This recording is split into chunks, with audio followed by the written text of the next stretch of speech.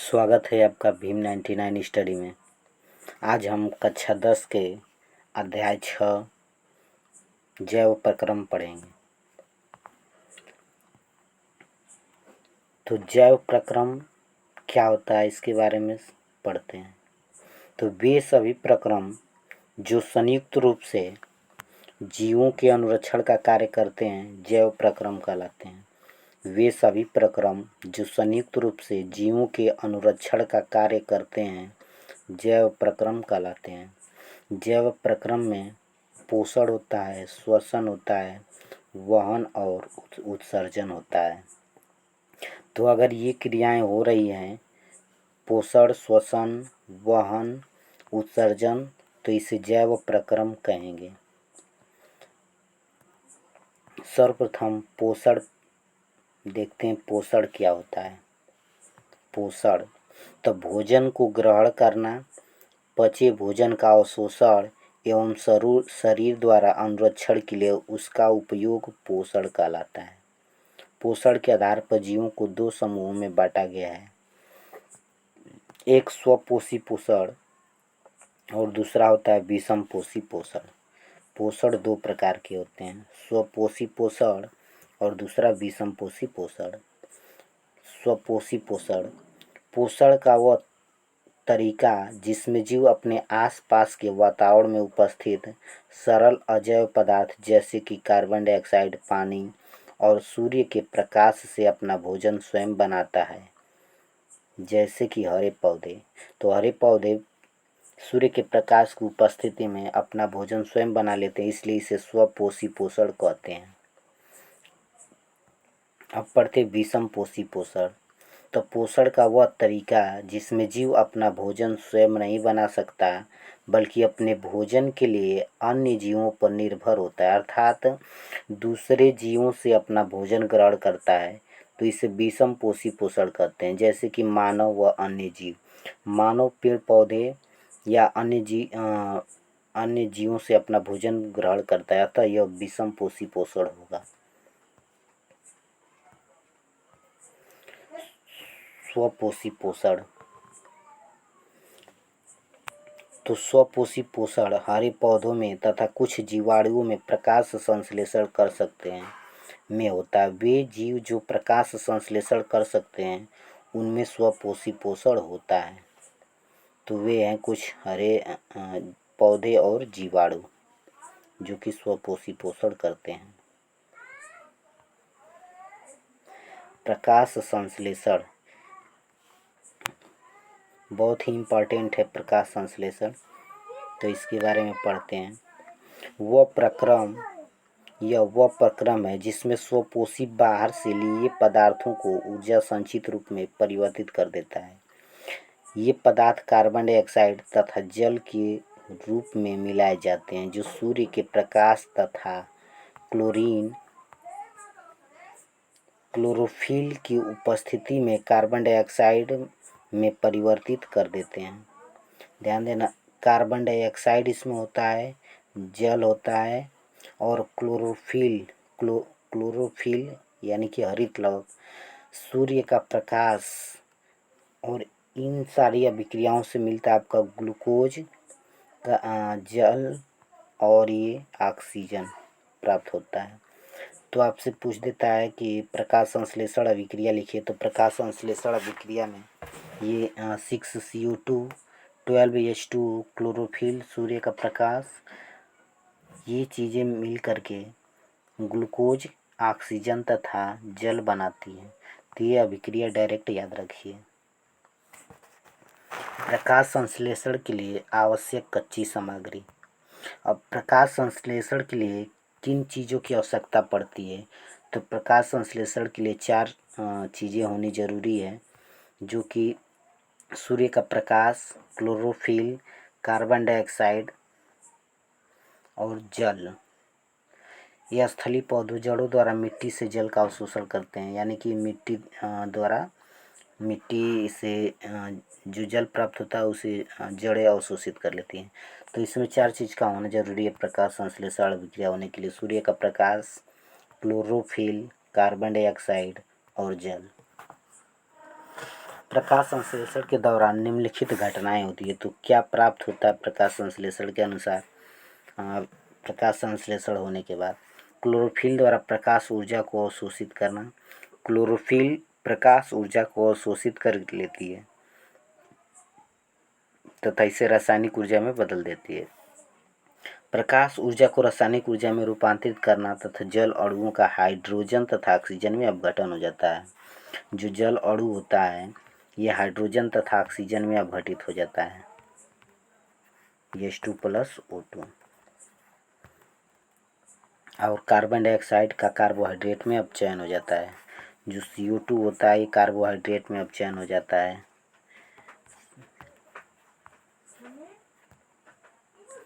अब देखते हैं रंध्र। रंध्र क्या होते हैं? स्टोमेटा जिसे इंग्लिश में कहते हैं। तो पत्ती की सतह पर जो सूक्ष्म छिद्र होते हैं उन्हें रंध्र कहते हैं। रंध्र के प्रमुख कार्य हैं प्रकाश संश्लेषण के लिए गैसों का अधिकांश आदान प्रदान इन्हीं छिद्रों द्वारा होता है। तो आपसे पूछेगा कि प्रकाश संश्लेषण के दौरान गैसों का आदान प्रदान सबसे ज़्यादा कहाँ से होता है? तो इन्हीं रंध्रों या छिद्रों से होता है। वाष्पोर्जन प्रक्रिया में जल रंध्र द्वारा निकल जाता है, यानी कि इन्हीं रंध्रों द्वारा, इन्हीं छिद्रों द्वारा वाष्पोत्सर्जन प्रक्रिया में जल बाहर की तरफ निकलता है। तो ये इसका चित्र रहा। ये इसमें सहायक कोशिका है, अधिचर्म कोशिका इसे कहते हैं, अधिचर्म कोशिका।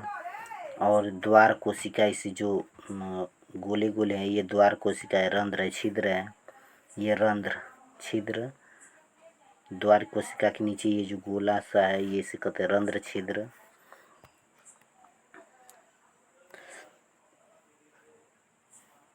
तो चित्र में रंध्र पत्ती की सतह पर सूक्ष्म छिद्र श्वसन गैसों के विनिमय और स्वार्जन के लिए खुलते बंद होते रहते हैं। तो ये जो है खुलता रहता है, बंद होता रहता है, ये रंध्र छिद्र।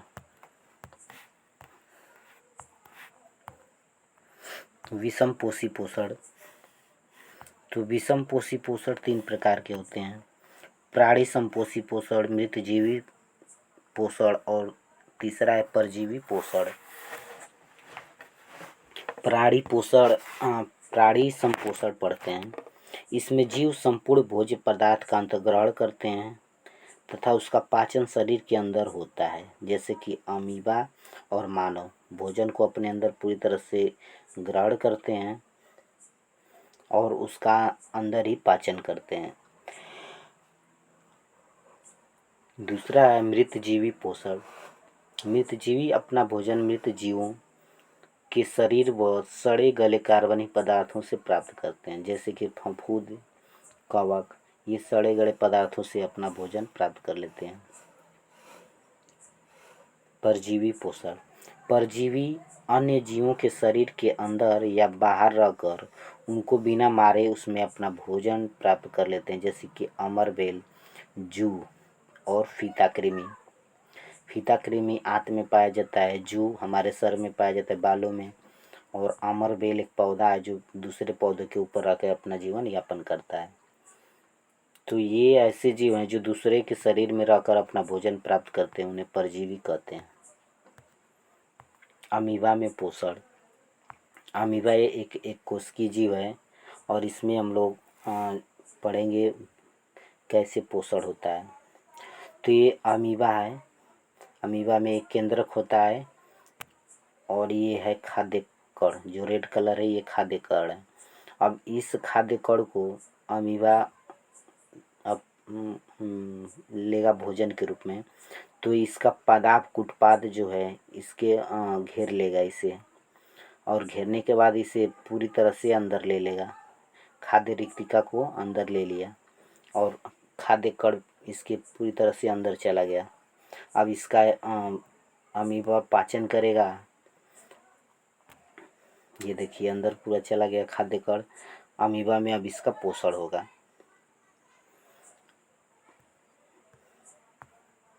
तो अमीबा में भोजन का क्रम है कि भोजन को अपने पदार्थ की सहायता से पहले ये घेर लेता है, पदार्थ की सहायता से घेर लेगा। और खाद्य रिक्तिका में जटिल पदार्थ की विघटन सरल पदार्थों में किया जाता है। अब इसे घेरने के बाद अब इसका विघटन किया जाएगा, यानी कि सरल पदार्थों में इसे तोड़ा जाएगा। पचा हुआ अपच कोशिका की सतह की ओर गति करता है। अब ये जो पच गया और इसमें जो बचा रहेगा ये कोशिका की सतह की तरफ गति करेगा और ये कहीं से फटेगा और सारा बाहर हो जाएगा। अपचे हुए पदार्थ, ये पदार्थ के शरीर से बाहर निष्कासित कर दिया जाता है। पैरामीशियम में पोषण, तो पैरामीशियम भी एक कोशिकीय जीव है और इसमें पोषण पड़ते हैं। पैरामीशियम में पक्षयाभ यानी कि कोशिका की पूरी सतह को ढके होते हैं और भोजन एक विशिष्ट स्थान से ग्रहण किए जाते हैं।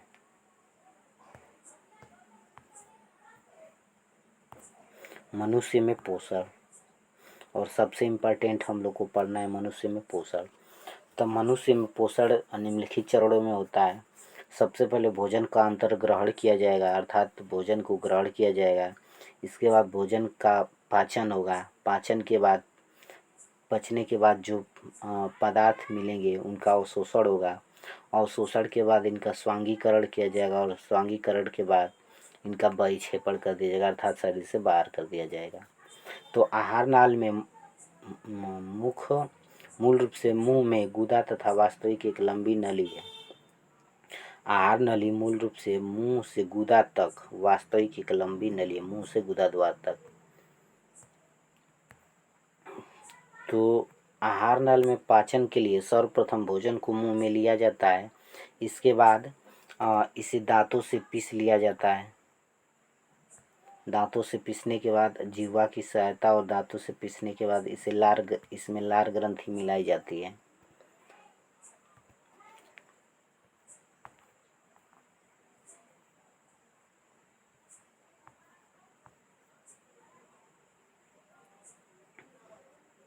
तो भोजन का अंतर्ग्रहण किया जाता है मुंह से।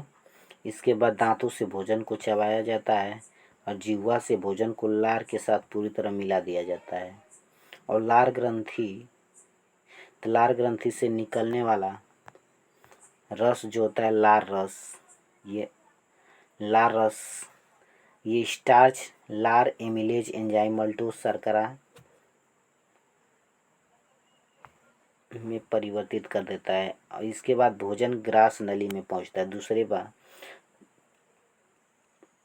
भोजन जो है ग्रासिका यानी कि मुंह से आमाशय तक भोजन ग्रसिका की क्रमाकुंचन गति द्वारा ले जाया जाता है। ग्रसिका की मांसपेशियों का संकुचन और शिथिलन होता है, अर्थात भोजन को सर्वप्रथम मुख में लिया जाता है और मुख में लेने के बाद ये देखिए, सर्वप्रथम भोजन को मुख में लेकर के दांतों से पीसा जाता है। दांतों से पीसने के बाद जिह्वा द्वारा और लार ग्रंथि से लार एंजाइम निकलता है, टाउली नमक एंजाइम, और इसमें मिलने के बाद ये गीला चिपचिपा लेई जैसा पदार्थ हो जाता है और ये ग्रास नली में यहाँ से लेकर के यहाँ तक ये ग्रास नली में क्रमाकुंचन गति करते हुए नीचे की तरफ सरकता है। क्रमाकुंचन का मतलब कि कभी ये नली फैलती है और कभी सिकुड़ती है और इसके वजह से भोजन क्रमाकुंचन करते हुए नीचे आमाशय में पहुंच जाता है।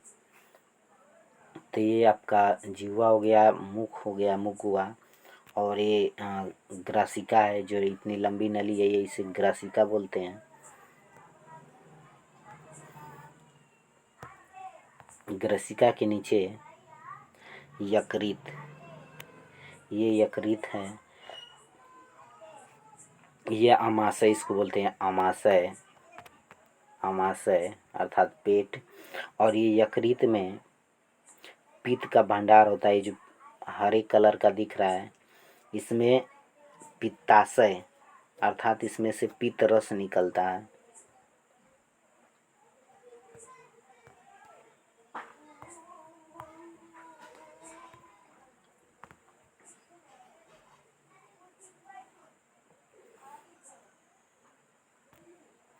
ये देखिएगा, इसे अग्नाशय कहते हैं, अग्नाशय।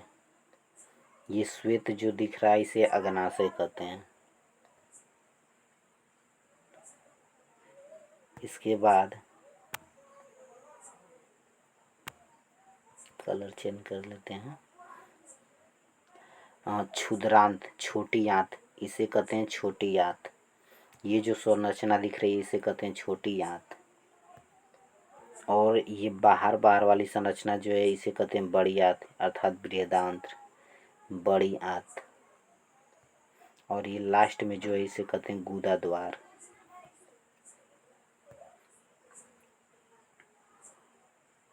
ये शरीर के प्रमुख अंग थे जो पाचन में भाग लेते हैं। फिर से देख लेते हैं इसे। जिह्वा, मुख गुहा, अंदर की तरफ ये जो गुहा है इसे कहते हैं मुख गुहा। ये यहाँ से यहाँ तक की ग्रासिका, ये जो नली है इसे कहते हैं ग्रसिका। और ये आमाशय, यकृत है। और यकृत में होता है पित्ताशय, पित्ताशय में बनता है पित्तरस। ये छोटी आंत। और ये जो बड़ी ये बार बार है इसे कहते हैं बड़ी आंत। ये अग्नाशय, अग्नाशय इसको बोलते हैं। ये श्वेत वाला अग्नाशय।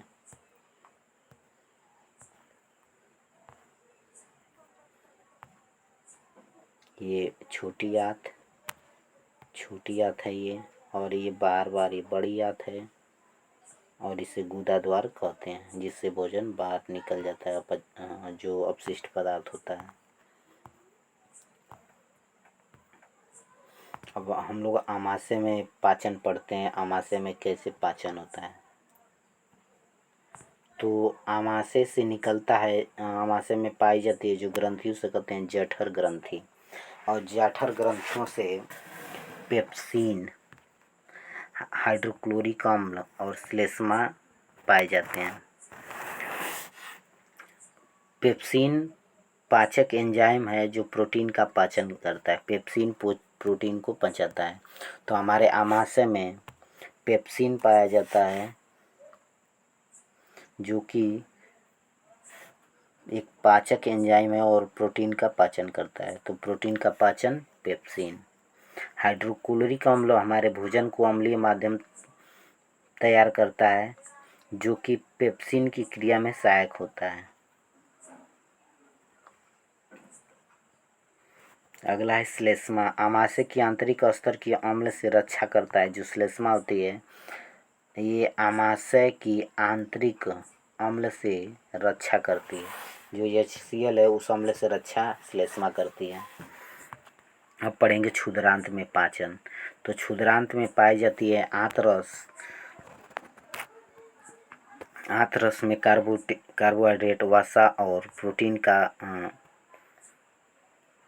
ये आंतरस परिवर्तित करता है। इसमें कार्बोहाइड्रेट ग्लूकोज में हो जाता है, वसा वसीय अम्ल में व ग्लिसरॉल में, प्रोटीन अमीनो अम्ल में बदल जाता है। यकृत तथा अग्नाशय से स्राव प्राप्त करता है। यकृत अग्नाशय से स्राव प्राप्त करती है। यकृत से पित्तरस और पित्तरस से पित्त लवण, वसा यानी कि पित्त लवण और इधर वसा बड़ी गोलिकाओं इमल्सीकरण द्वारा छोटी गोलिकाओं में परिवर्तित हो जाता है। अग्नाशय से निकलता है अग्नाशयी रस। अग्नाशयी रस में एमिलेज एंजाइम, ट्रिप्सिन और लाइपेज नामक एंजाइम पाए जाते हैं। प्रोटीन ट्रिप्सिन से पेप्टोन्स में बदल जाता है। प्रोटीन को ट्रिप्सिन पेप्टोन्स में बदल जाता है। और वसा को लाइपेज, वसा अम्ल में, स्टार्च को एमिलेज ग्लूकोज में परिवर्तित कर देता है। अगला है दार्ढ अवशोषण की सतह यानी कि क्षेत्रफल को बढ़ा देता है। बृहदांत्र में पाचन यानी कि बड़ी आंत में पाचन। जल का अवशोषण वर्ज्य पदार्थों द्वारा गुदा शरीर से बाहर कर दिया जाता है। बड़ी आंत में जल का अवशोषण किया जाता है और जो वेस्ट मटेरियल होता है उसे गुदा द्वारा शरीर के बाहर कर दिया जाता है, अर्थात लास्ट ग्रंथ है। आगे है श्वसन। श्वसन के बारे में पढ़ते हैं तो पोषण प्रक्रम के दौरान ग्रहण की गई खाद्य सामग्री का उपयोग कोशिकाओं में होता है, जिससे विभिन्न जैव प्रक्रमों के लिए ऊर्जा प्राप्त होती है। ऊर्जा उत्पादन के लिए कोशिकाओं में भोजन के विखंडन को कोशिकीय श्वसन कहते हैं। तब भिन्न पथों द्वारा ग्लूकोज का विखंडन। ग्लूकोज का सूत्र होता है C6H12O6। कोशिका द्रव्य में 3C पाइरूवेट तथा ऊर्जा में यह बदल जाता है। पाइरूवेट ऑक्सीजन की अनुपस्थिति में एथेनॉल प्लस कार्बन डाइऑक्साइड ऊर्जा जैसे इष्ट क्विंडवन होता है। ऑक्सीजन के अभाव में लैक्टिक अम्ल प्लस ऊर्जा यानी कि हमारी पेशी कोशिका में होता है। ऑक्सीजन की उपस्थिति में कार्बन डाइऑक्साइड प्लस जल और प्लस ऊर्जा माइटोकॉन्ड्रिया में होता है। श्वसन दो प्रकार के होते हैं, वायवीय श्वसन और अवायवीय श्वसन। ऑक्सीजन की उपस्थिति में होता है वायवीय श्वसन और ग्लूकोज का पूर्ण उपचयन होता है इसमें, और कार्बन डाइऑक्साइड पानी और ऊर्जा मुक्त होती है। यह कोशिका द्रव्य और माइटोकॉन्ड्रिया में होता है। कोशिका द्रव्य और माइटोकॉन्ड्रिया में होता है वायवीय श्वसन। अधिक ऊर्जा उत्पन्न होती है 36 ATP। उदाहरण के लिए मानव में वायवीय श्वसन होता है। अवायवीय श्वसन ऑक्सीजन की अनुपस्थिति में होता है। ग्लूकोज का पूर्ण उपचयन होता है जिसमें एथेनॉल, लैक्टिक अम्ल, कार्बन डाइऑक्साइड और ऊर्जा मुक्त होती है। यह केवल कोशिका द्रव्य में होता है और इसमें कम ऊर्जा 2 ATP अर्थात 2 ATP की ऊर्जा प्राप्त होती है और ये ईस्ट में होता है। तो मनुष्य में वायवीय श्वसन और ईस्ट में अवायवीय श्वसन। मानव श्वसन तंत्र। तो मानव श्वसन तंत्र में प्रमुख अंग नासाद्वार अर्थात नाक का रास्ता, इसके बाद ग्रसनी जो वायु होता है ग्रसनी में प्रवेश करता है, ग्रसनी के बाद कंठ में साउंड बॉक्स जिसे कहते हैं, इसके बाद श्वास नली, श्वास नली से श्वसनी में जाएगा ऑक्सीजन और इसके बाद श्वसनिका में जाएगा। श्वसनिका के बाद फुफ्फुस यानी कि फेफड़े में और इसके बाद फेफड़े से कुपिका में और कुपिका से रुधिर वाहिका में चला जाएगा। देखते हैं इसके ऑक्सीजन के जाने का क्रम। सर्वप्रथम नाक से ऑक्सीजन ली जाएगी अर्थात नासिका से ऑक्सीजन को लिया जाता है, या तो मुख द्वारा भी ऑक्सीजन को लिया जाता है।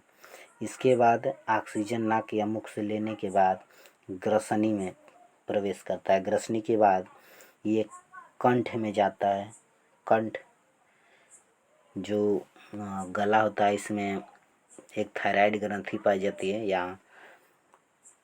इसके बाद यहाँ से श्वसनी में प्रवेश करेगा, जो वायु होगा श्वसनी में प्रवेश करेगा। श्वसनी जूम करके दिखाते हैं, ये देखिएगा। तो ये कंठ हो गया और कंठ से नीचे ये जो होता है श्वसनी, जो सी आकार के छल्लों से बना होता है, इसे बोलते हैं श्वसनी। उपास्थि का बना होता है ये। श्वसनी के बाद ऑक्सीजन जो होता है श्वसनिकाओं में जाता है।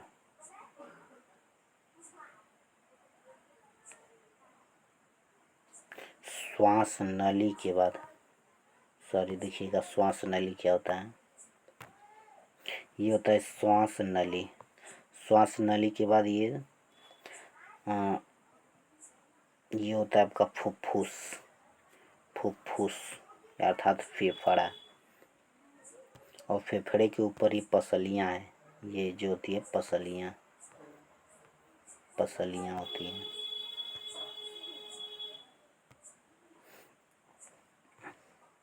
इसे कहते हैं श्वसनी। ये एक बाईं श्वसनी और एक दाईं श्वसनी होती है। एक दाईं श्वसनी दूसरी बाईं श्वसनी। तो जो श्वास नली से दो भाग में बट के आया इसे श्वसनी कहते हैं। और श्वसनी आगे चलकर अनेक श्वसनिकाओं में विभाजित हो जाती है। ऐसे अनेक श्वसनिकाओं में विभाजित हो जाती है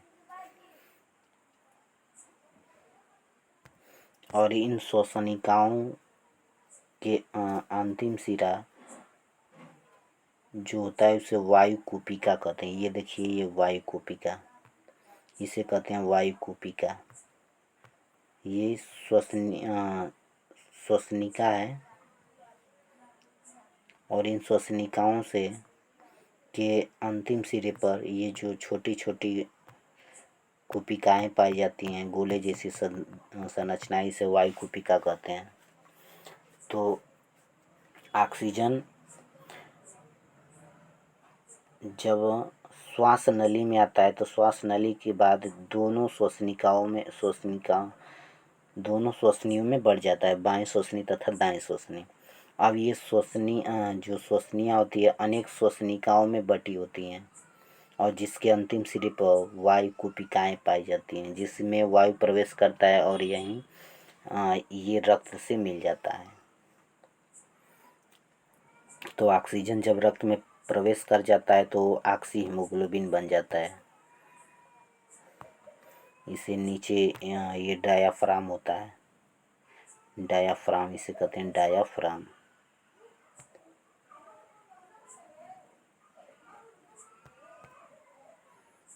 तो ये सारा सिस्टम था श्वसन का।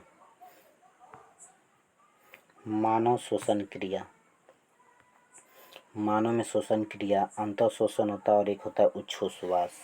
अंतःश्वसन के दौरान विच्छी गुहा फैलती है, पसलियों के संलग्न पेशी सिकुड़ती है, वक्ष गुहा ऊपर और बाहर की ओर गति करता है, गुहा में वायु का दाब कम हो जाता है और वायु फेफड़े में भरती जाती है। उच्छ्वास की क्रिया, वृक्षीय गुहा अपने मूल आकार में वापस आ जाता है, पसलियों की पेशी शिथिल हो जाती है और वक्ष अपने स्थान पर वापस आ जाता है और गुहा में वायु दाब बढ़ जाता है। इसको फिर से समझते हैं, चित्र से मैं समझाता हूँ। जब हम ऑक्सीजन को ग्रहण करते हैं नसा द्वार या नाक के माध्यम से, तो ये भोजन श्वास नली में ये ऑक्सीजन श्वास नली में आता है और ये ऑक्सीजन श्वास नली में आकर के फेफड़ों में, बाएं फेफड़े और दाएं फेफड़े में चला जाता है श्वसनिकाओं के माध्यम से, यानी कि श्वसनियों के माध्यम से। एक दाएं श्वसनी और बाएं श्वसनी के माध्यम से ये फेफड़े में चला जाता है। फेफड़े में ऑक्सीजन पहुंचने के बाद ये अनेक श्वसनिकाओं में बढ़ जाता है। ये अनेक श्वसनिकाएँ ऐसी होती हैं, अनेक श्वसनिकाओं में बढ़ जाता है और श्वसनिकाओं के अंतिम सिरे पर वायु कूपिकाएँ पाई जाती हैं, अर्थात कीप जैसी संरचना ऐसी, जिसमें कि ऑक्सीजन जाता है और ऑक्सीजन के जाते इसमें ये रक्त से मिल जाता है ऑक्सीजन और जो रक्त होता है ऑक्सीजन वाला रक्त हो जाता है, अर्थात ऑक्सी हीमोग्लोबिन में बदल जाता है। तो जब हम ऑक्सीजन को ग्रहण करते हैं तो हमारा जो फेफड़ा होता है ऊपर की तरफ बढ़ जाता है और डायाफ्राम नीचे की तरफ, जिससे कि डायाफ्राम नीचे खिसक आता है और फेफड़ा ऊपर की तरफ खिसक जाता है, जिससे कि बीच में जगह ज़्यादा मिल जाती है और वायु दाब कम हो जाता है। और जब हम सांस छोड़ते हैं तो ये जो फेफड़ा है हमारा, फेफड़ा नीचे की तरफ आता है, ये नीचे की तरफ आता है और डायाफ्राम ऊपर की तरफ खिसक जाता है, डायाफ्राम ऊपर की तरफ खिसक जाता है, जिससे कि दाब बढ़ जाता है।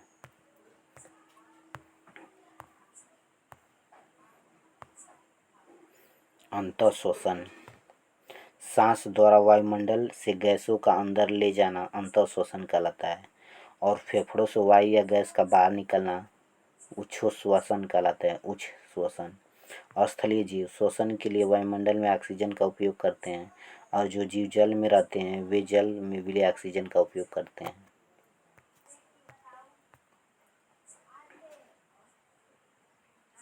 कूपिका, रक्त व ऊतकों के बीच गैसों का आदान प्रदान। ये पढ़ेंगे कैसे होता है।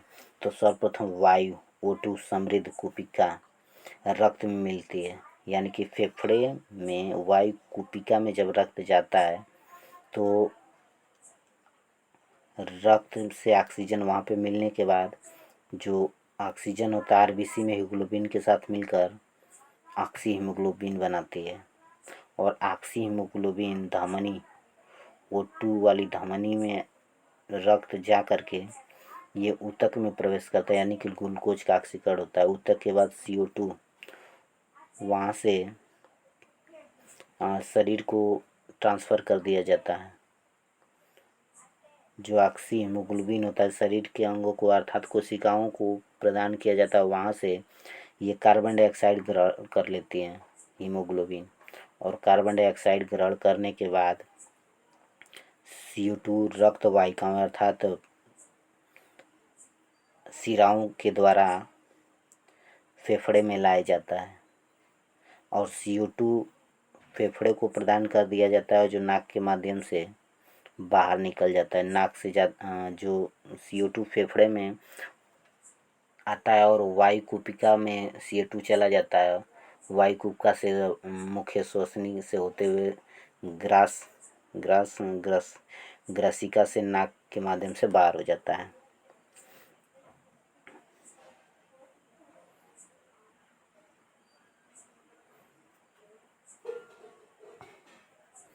आगे बढ़ते हैं। संवहन। तो मनुष्य में संवहन ऑक्सीजन व अन्य आवश्यक पदार्थों की निरंतर आपूर्ति करने वाले तंत्र संवहन तंत्र कहलाते हैं।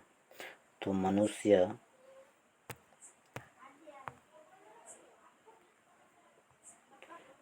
में भोजन, ऑक्सीजन व अन्य आवश्यक पदार्थों की निरंतर आपूर्ति करने वाले तंत्र संवहन तंत्र कहलाते हैं।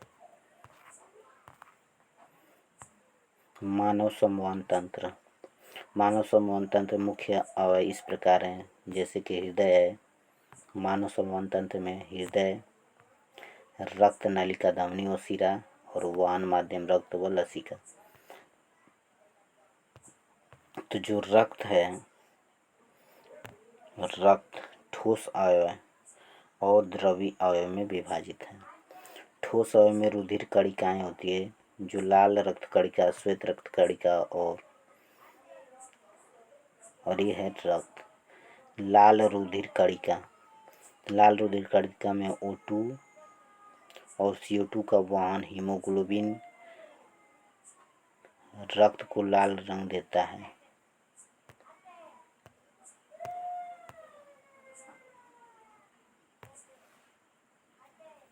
हीमोग्लोबिन के कारण ही रक्त लाल होता है।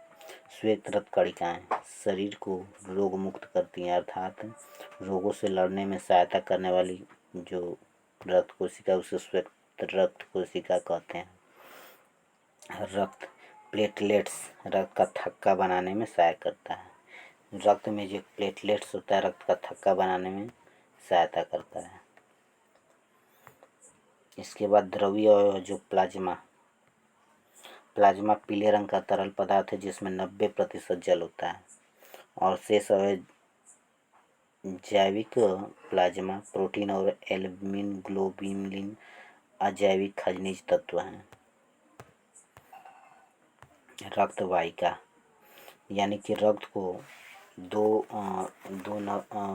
रक्त को बहने के लिए दो रास्ते हैं, एक धमनी और एक शिरा। धमनी में शुद्ध रुधिर बहता है और शिरा में अशुद्ध रुधिर बहता है, अर्थात धमनी में ऑक्सीजन वाला रुधिर हृदय के से शरीर के विभिन्न अंगों तक ले जाया जाता है, और इसका अपवाद है फुफ्फुस धमनी, अर्थात फुफ्फुस धमनी में अशुद्ध रुधिर रहता है।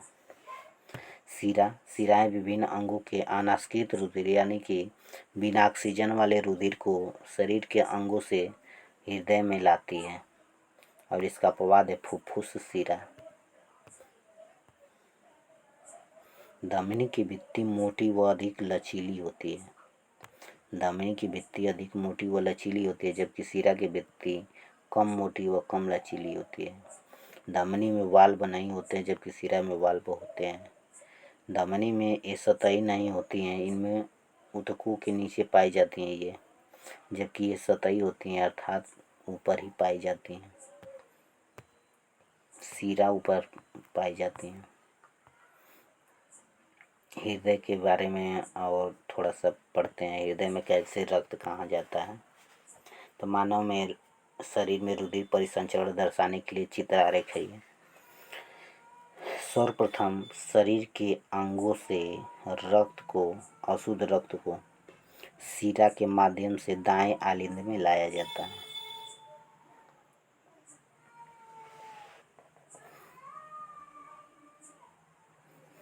तो ये महाशिरा है। महाशिरा से दाएं आलिंद में रक्त को लाया जाएगा। दाएं आलिंद से रक्त जो है दाएं नीलय में आएगा। दाएं नीलय के बाद जो रक्त होगा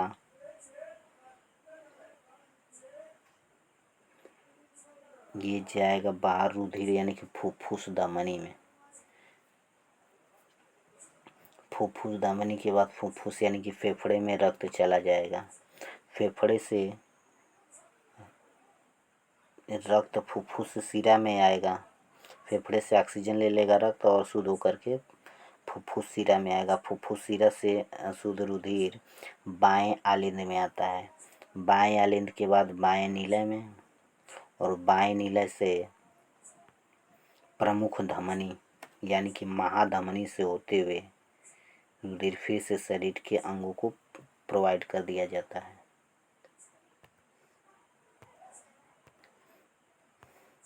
मानव रुधिर में परिसंचरण तंत्र दर्शाने के लिए चित्र आरेख था ये। अब हम लोग पढ़ेंगे मानव हृदय एक पंप की तरह होता है। यानी कि जो मानव का हृदय होता है एक मशीन होता है जो सारे रुधिर का परिसंचरण करता है। आलिंद की अपेक्षा नीलय की पेशी भित्ति मोटी होती है क्योंकि नीलय का पूरे शरीर में अधिक रक्तचाप से रुधिर भेजना होता है।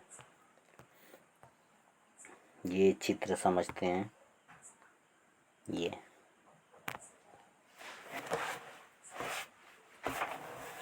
सर्वप्रथम इसमें देख लेते हैं कहाँ क्या है। तो इसे दायां आलिंद कहते हैं, इसे दायां नीलय कहते हैं, और इसे बायां आलिंद, और ये है बायां नीलय। अर्थात मानव हृदय में 4 कोष्ठ होते हैं। ये शरीर के ऊपरी भाग से महाशिरा, जो महाशिरा है शरीर के ऊपरी भाग से रक्त को इसमें लाता है, और शरीर के निचले भाग से रक्त, यानी कि ये भी महाशिरा है जो शरीर के निचले भागों के रक्त को दाएं आलिंद में लाया जाता है। तो हमारे सर से ऊपर यानी कि हमारे वक्ष से ऊपर का रक्त शरीर के ऊपरी भाग से यानी कि महाशिरा, ऊपरी महाशिरा से, और शरीर के निचले भाग यानी कि वक्ष से नीचे, जैसे कि आपका जननांग, पैरों आदि का रक्त जो है निचले महाशिरा से लाया जाता है। तो ये इस आलिंद में अशुद्ध रक्त को शरीर के अंगों से दाएं आलिंद में लाया जाता है। इसके बाद रक्त जो है दाएं नीलय में आता है। दाएं नीलय में आने के बाद ये कपाट बंद हो जाता है। दाएं नीलय के बाद रक्त प्रवेश करता है यहाँ से फुफ्फुस महाधमनी में, और फुफ्फुस महाधमनी के द्वारा ये रक्त बाहर निकल जाता है और फेफड़ों में जा कर के ऑक्सीजन ग्रहण कर लेता है। ऑक्सीजन ग्रहण करने के बाद शुद्ध रुधिर हो जाता है और वह फुफ्फुस शिराओं द्वारा प्रवेश करता है बाएं आलिंद में। बाएं आलिंद में शुद्ध रुधिर रहता है। अब ये बाएं आलिंद से बाएं नीले में, और बाएं नीले से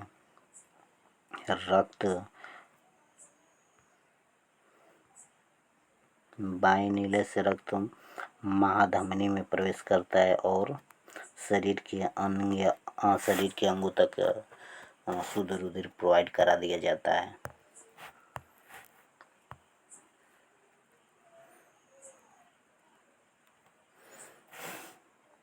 दोस्तों, यदि ये वीडियो आपको पसंद आई हो तो इसे लाइक कर दें तथा अपने दोस्तों के साथ इसे शेयर कर दें। धन्यवाद।